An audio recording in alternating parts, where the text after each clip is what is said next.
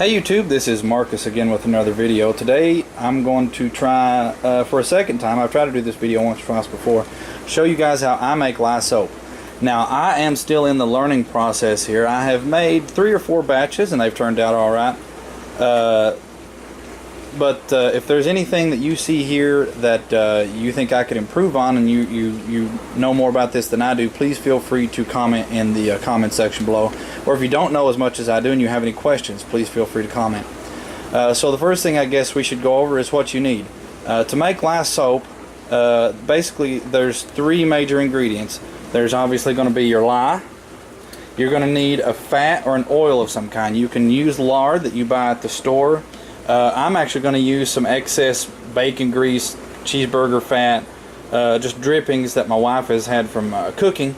And your fat needs to be liquid, so if it's lard, you're going to need to heat it up slowly so that you melt it without cooking it. I just used a whisk and kind of stirred this up where it's mostly liquid, and we're going to strain it here. And you're going to need some water. Now if you have city water where it may have chlorine and fluoride and all that nasty stuff in it, you may want to either run it through like a Brita filter or just let it set out in the sunlight for a little while so that the chlorine and things can dissipate. You're going to need a digital scale. You're going to need a measuring cup for measuring fluid ounces, for measuring out your water. You're going to need some stirring utensils, at least one. You're going to need a food thermometer, and the food thermometer should have steel elements, and it also needs to actually be able to give you a temperature reading. Those ones that just tell you, you know, chicken, beef, you know, whatever, those won't work. You need one that will actually give you a temperature reading. And you're going to need 2 pots. One of them can be smaller. This is going to be where the lye and the water get mixed. And then there's going to be a larger one, and this is where everything is going to get mixed together and the stirring takes place. That's why I've got a large enamel pot here, so that I can reach out in here and stir it all over the place and not throw it everywhere. The pots should be either stainless steel, ceramic, coated. I think copper is okay, but I'm not sure. You might want to do some research. Do not use cast iron. Do not use aluminum. Do not use any pans with that Teflon non-stick stuff in them, because all of that stuff can have an adverse reaction with the lye and affect whether your soap comes out or not. So I'm going to get you guys set up on the tripod here and we'll get started. Safety caveat I thought I would bring up. You should probably wear rubber gloves, and you need to do one of 2 things. You either need to do this outside, or you need to do it under a hood fan. I don't have it running here so it doesn't mess with the audio, but when you mix that lye and water, it's going to start getting really hot, and it's going to start releasing fumes that were dangerous to your lungs and your eyes if you breathe them in. Now it's not going to smoke up the whole room, but it does produce some fumes that you need to watch out for. So either do this outside or do it directly under a hood fan like on your stove. For figuring out how much lye and water and things I need for the amount of fat that I'm going to use, I use this website called thesage.com/calcs/lyecalc.html, and it's got a fairly in-depth form here where you can tell it, you know, we're using lye, which is sodium hydroxide, but you can also use potassium hydroxide or a blend of the 2. You can tell it whether you're using olive oil or lard, because you can use vegetable oil to make soap, but it's a little bit more difficult from what I understand. So you can fill out all this information about how much you've got, and then it'll tell you, you know, how much lye to use, how much water to use. And I also forgot to mention a second ago, you do need a mold. That's what this pan right here is for. This is my mold. And when you're making lye soap, now like this food thermometer where it has sealed single piece steel prongs, it's going to be fine to reuse because we can just rinse it off. But like this wooden spoon, the pot, the ceramic pot here, all of this stuff, even this little plastic cup here, this is all dedicated just for making lye soap. And you want to make sure that whatever dishes you use, you're fairly confident in being able to dedicate them only to making lye soap. Because especially like this wooden stirring spoon could soak up some of that lye, and then you don't want to use that in your food and perhaps make yourself sick or hurt yourself. And this is an extra I'm going to try today. I'm going to work out my measurements and see if I can't add this toward the end of the process, because we found out that this lye soap actually helps with my son's eczema. So I'm going to try and put some of this vitamin E and aloe in there with it to make it even more, an even better soap for his eczema. So let's get set up. Alright, so the first thing we need to do is we need to figure out how much fat we've got. I've got two reservoirs here that are both just excess meat fats that my wife collected, drippings from bacon, sausage, hamburger meat and things as she was cooking. So first thing, we're going to take this jar, turn on our digital scale,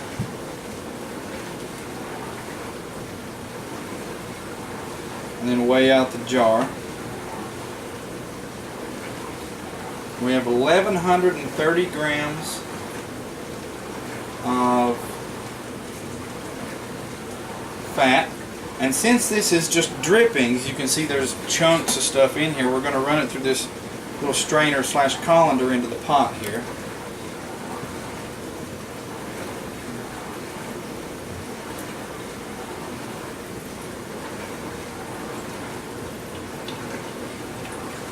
See all that solid material there.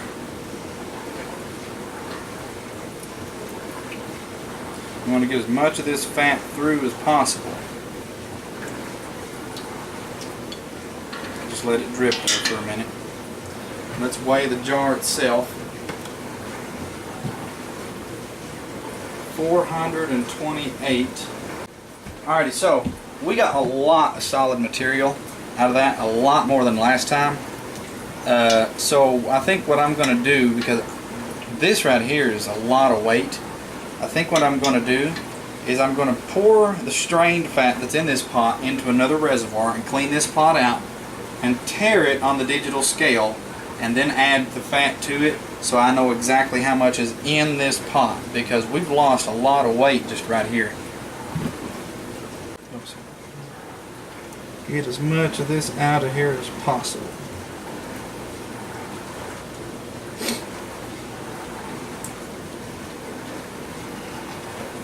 And then add the fat back, so we know exactly how much is in the pot.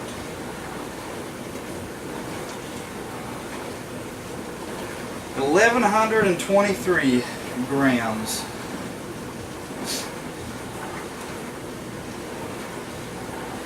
Of fat in this pot. So we lost 100 and some odd grams just in the colander straining it there. Alright, so we've got our fat poured. Get our lye mixture started. We need to know how much lye and water to use for this much fat. So, alrighty, so we got our lye calculator up here. Recipe title optional, created by optional. We're going to say units of measure, grams, sodium hydroxide.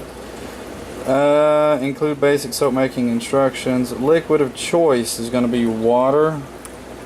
You can use milk and things, but if you do use milk, the fat that's in the milk is going to change your recipe a little bit, so keep that in mind. And we're going to say that it's lard because, well, it's the same basic thing. And what did we have here? 1,123 grams of lard, and we hit calculate lye, and it says, now here's the part where your soap, where you've got a little bit of leeway depending on what you want to do. You're going to use right here between 281 and 421 milliliters of liquid, so that's going to be our water. So let's shoot for 325, somewhere right in the middle, because the more water you use, the longer the soap is going to take to cure and harden up, but it also makes it a little bit easier to dissolve the lye as well. Now right here is how much lye you use in grams, and the more you use, the stronger your soap is going to be. Now the reason these here are in red is because you want a little bit of excess fat in your soap. If you don't have enough excess fat, yes, your soap will be stronger, but it may also be caustic, and actually burn you, because there won't be enough fat there for all of the lye to react with, so you'll basically have residual lye in your soap. So they recommend having at least 5% excess fat. You can go higher, all the way up to 0%, but if you try 0%, you may have some leftover lye in your soap that you need to watch out for. So we're going to go, since I'm going to be adding a little bit of oil in that vitamin E stuff, what do you say we go for 150 grams even? What did my old one say here? 168, so I used quite a bit more on that one. But on this one, let's say 150, and if we go a fuzz over, no big deal. So we need, first thing I need to do is pour in, let's say I'll do 350 milliliters of water. Alright, so I got my measuring cup here. You don't need to worry about the weight. This is going to be your fluid volume. And I'm going to use bottled water because it's already filtered and free of chlorine. I don't have to let it set out like I would my tap water. So 350-ish. Now this part, you don't have to be really that exact. Just close enough.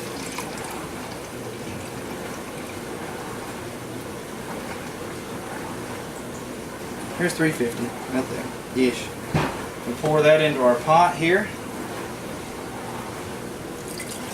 Now this part of the process is incredibly important. You want to do your water first. Do not measure out your lye and pour it into the pot and then add your water to your lye, because what we're about to do, we're about to start mixing this. And when you mix the water and the lye, you want to add the lye to the water, not the water to the lye. Because if you have a pile of lye in this pot and you just start pouring water on it, it could create a volcanic reaction which could burn your skin or whatever. So what you want to do, we're going to lay our cup on here, turn on the scale so it's tared in grams here, and what did this say? I said 150. Alright, let's turn on our hood fan.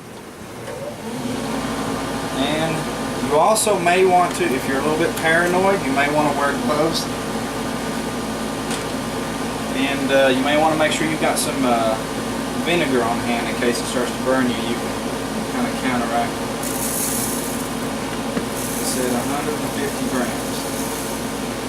I'm going to go 1 or 2 grams over, because a little bit of it is going to stick inside this cup because of the water residue. There we go. 154. Right there. That says that should be about 1 or 2% excess fat. And as you pour this, you want to pour it slowly, and you want to stir with your spoon here, because you want all of this lye crystal dissolved in the solution here. I don't know if you can see, but it's starting to cloud up here. And this is one of the longer parts of making homemade soap, because what's going to happen is this water is going to heat up almost to the boiling point. You may feel some of these crystals stick to the bottom of the pot. Go ahead and break them loose and just keep stirring.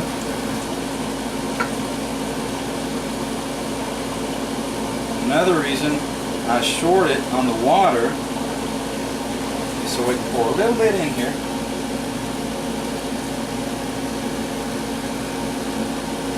And rinse it all, as much as we can get of it, out into the pot here. Just a little bit.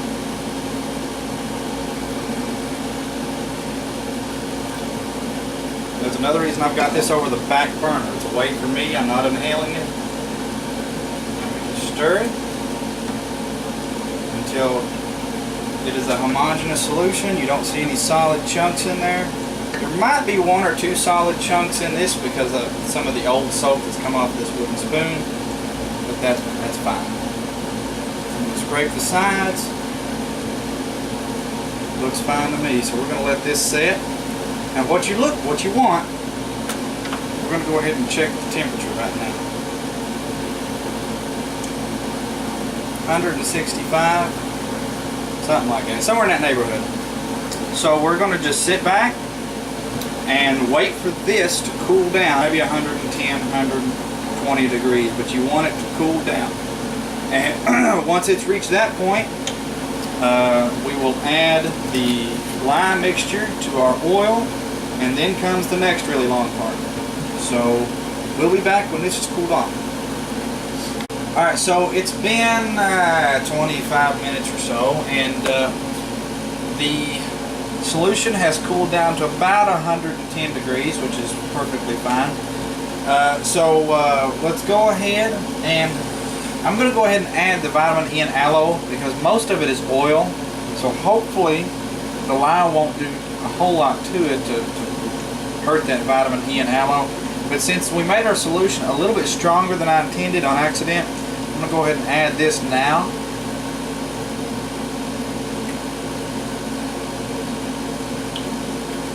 And then we're going to slowly pour this solution into the fat. You don't want to splash. Now, I'm going to swirl just a drop or two of water around in the bottom here to catch any excess crystal here. Now comes the longest part, which is stirring. Now, historically, I have used a wooden spoon, which worked fine, but I have sat here the last 2 or 3 batches. One time I sat here for 3.5 hours stirring. What you want is you want what's called trace. Alright, now historically I've used this wooden spoon here to stir, and you can kind of see the consistency that it is right now. But there's been times that I've been here for 3.5 hours before it started to trace. What you want, right now there's a reaction taking place in here. And what is going to eventually happen is as you're stirring, this solution will start to do what's called a trace, where it will just, all of a sudden, it's just going to thicken up towards like a pudding texture. I have seen videos of people using these little hand mixers and getting it done a lot quicker.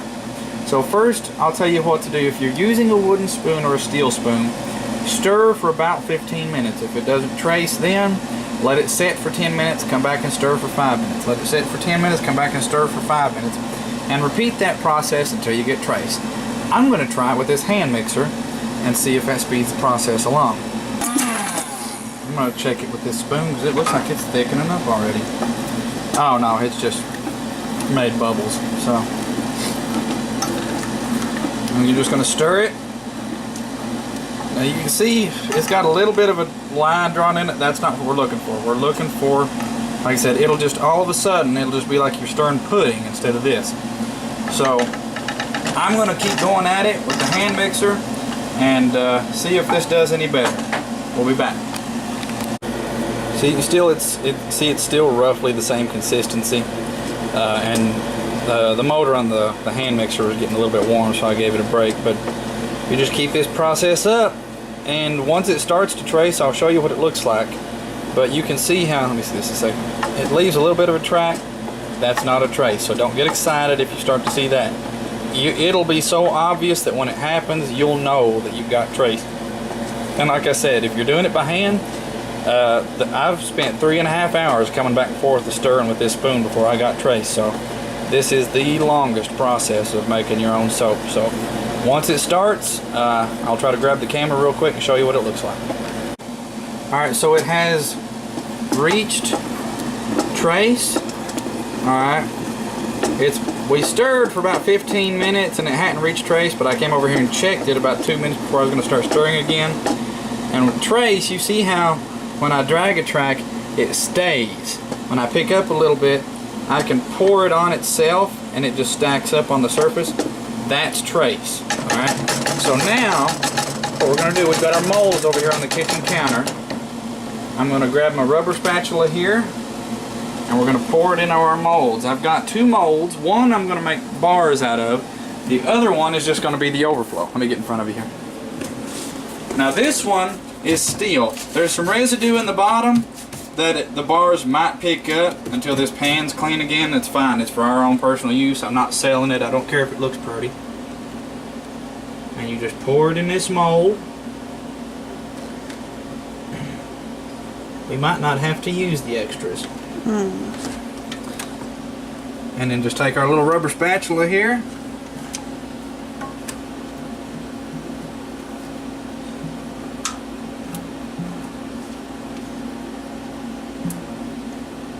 And clean out the pot, get as much as we can into this pan. Now the reason I chose this pan in particular, this is the perfect size pan to give us 9 bars of soap, and it's small enough and flexible enough that when it comes time to actually take the bars out, I can flex the pan and just break them out that way. Alright, that looks like that's about all we're going to get out of it. Alright. And then you just want to kind of jiggle it around the best you can and get it to fill that pan in. Kind of pick it up and drop it a couple times. So make sure there ain't no big air pockets in the bottom of it, because you may get some air pockets. Hand mixer definitely made a big difference. That is a lot better than 3.5 hours. Now what you're going to do with this, you're going to put this up in a cool, dry place. You know, room temperature is fine. It doesn't have to be refrigerated. But just some place where it's not going to get disturbed. And you're going to let this set for about 24 hours. And then I'm going to take and I'm going to cut the lines for my bars. Now in 24 hours it's still going to be soft, but it'll be more kind of like a jelly than a cream like it is now. And we're going to let that set and then cut our lines to trace our bars out. And then we're going to let it cure for about 2 weeks. I have used them after a week, but you need to let them set for a bare minimum of a week, because there's still going to be a reaction taking place in here. You might even, if you check it in 2 or 3 days, you may notice that the bottom of the pan is actually hot or warm, because there's a reaction that's going to continue to take place in here for quite a while. Now I have used bars of soap at a week, and a week's okay, but if you can, let it set and cure for about 2 weeks. Now here's a bar from my last batch. Now you can see, like I said, it picked up some material from the bottom of that pan. It's not the prettiest thing in the world, but that is lye soap. So we got trace a lot quicker with a hand mixer. I also noticed the hand mixer aerated it a lot. There's a lot of air bubbles in here, so maybe, hopefully, this will lather a little bit better too, because lye soap doesn't really lather all that well. And hopefully the vitamin E and aloe will help with my little boy's skin. So I'm going to go ahead and try and smooth this out a little bit, get it to fill in over here where the bars are as even as possible, and set it up. Here's something I forgot to mention. For the pan that you use as your mold, you can use wood, you can use stainless steel, glass, or enamel coated pots. You do not want to use aluminum, iron, or anything that you wouldn't use to do the mixing in, because like I said, there's a reaction still taking place in here, and you don't want the metal of your pan to have an adverse effect on that reaction. Now this pan is stainless. It's got some residue on it because it's an old pan, and that's why it kind of got relegated to our little home soap making dish. But I just wanted to kind of point that out. So we've got this set up in here on the shelf, and it's just going to sit in here and do its thing for a week or two, and I'll be back tomorrow. I'll show you guys kind of what it looks like when we cut the bars out. Alright YouTube, it is the next morning. It's a little bit after 8 o'clock. I just got in from my morning bus run. My wife's still asleep, my little boy's at school, and our little girl's in there watching cartoons. And you can see here that the soap has begun to harden up. On the surface, it's no longer wet to the touch. It's a little bit tacky, and I'm going to use a bar of soap from the last batch here to just sort of measure out the bars where they need to begin and end here. So about there, and there.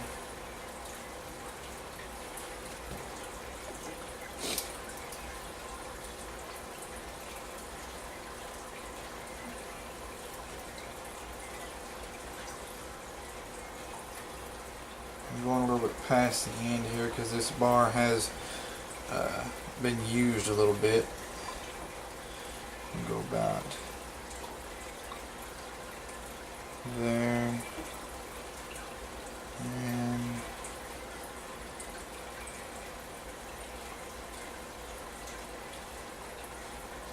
there.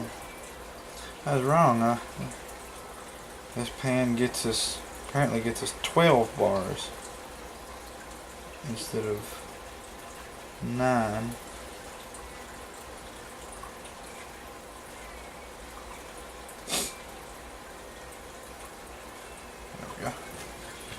Same thing over here. So we go. Just using a butter knife because it's still soft, and it will be for a while. Can't remember exactly how many bars we got out of this pan, but there we go. And let me see if I can get you guys zoomed in where you can see a little bit better what's going on here. There we go. And let me find something straight so I can cut roughly straight lines anyway. Yeah, close enough for government work. It's our own personal stash.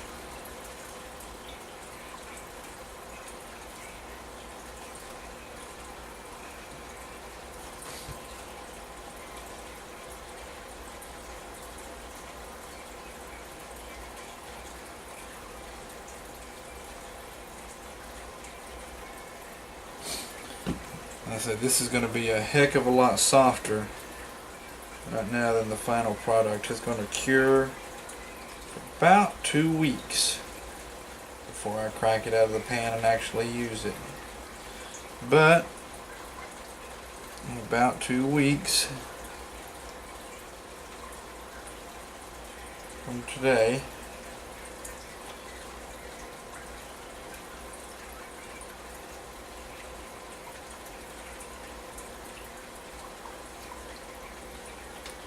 we'll have bars of soap that we can use just like Dial or Ivory soap, or wash your hands with it, take a shower with it, whatever you want to use it for.